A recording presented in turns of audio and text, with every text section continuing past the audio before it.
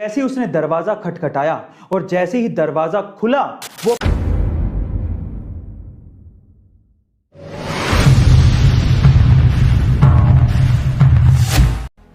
एक बार एक गरीब पति अपनी पत्नी के साथ रहता था।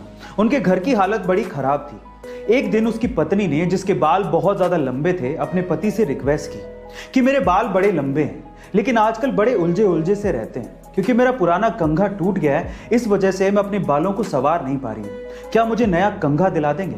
तो उसके पति को बड़ा अफसोस फील हुआ क्योंकि वो अपनी पत्नी की इतनी छोटी सी ख्वाहिश को भी पूरा नहीं कर पा रहा था क्योंकि उसके पास पैसे नहीं थे।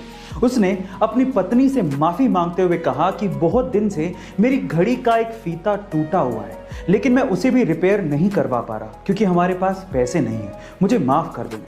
पत्नी को अपने पति की हालत और घर की हालत पे बड़ा अफसोस फील हुआ लेकिन उसने अपने पति को फोर्स नहीं किया और वो पति काम पर निकल चुका था।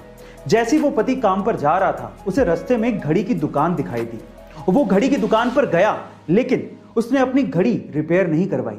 उसने एक्चुअली अपनी घड़ी को, जो कि टूटी हुई थी, उसे जितने पैसे मिल रहे थे उतने पैसों में बेच दिया और उन पैसों से अपनी पत्नी के लिए बहुत अच्छा सा कंघा खरीदा। कमाल की बात है ना।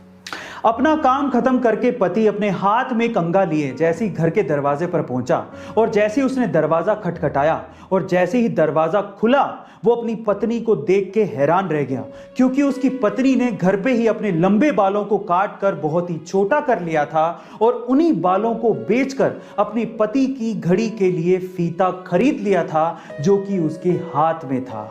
अब विडंबना देखिए, पत्नी के हाथ में फीता है लेकिन पति ने घड़ी बेच दी है और पति के हाथ में कंघा है लेकिन पत्नी ने अपने बालों को काट लिया है।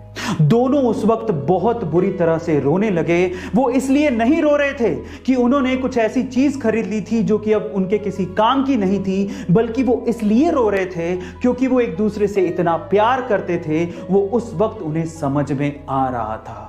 गाइस, शादियां ऐसे ही नहीं निभती। आजकल लोग जितनी जल्दी शादियां करते हैं उससे जल्दी तो तलाक की नौबत आ जाती है। मानो शादी 7 जन्मों का साथ नहीं 7 दिनों की रिवायत हो।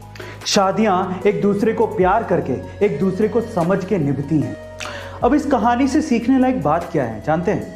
मैं आपको बताता हूं। किसी को प्यार करना कोई बड़ी बात नहीं है क्योंकि एक तरफा प्यार बहुत लोग करते हैं, पर किसी से प्यार पाना ये एक बड़ी बात है क्योंकि फैन हर किसी के नहीं होते। लेकिन आप जानते हैं कि सबसे बड़ी बात क्या है?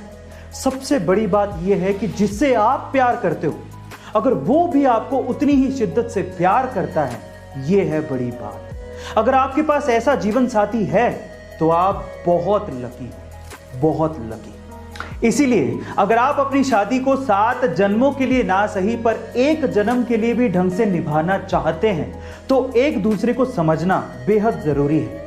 एक दूसरे की भावनाओं को समझें, एक दूसरे को प्यार करें, रिस्पेक्ट दें। जरूरी नहीं है कि समाज के सामने ही आप ये सब काम करें, बल्कि जब आप घर पे हों और तब आप ये काम करते हैं तो आपके रिश्ते की बुनियाद बहुत ज्यादा मजबूत होगी।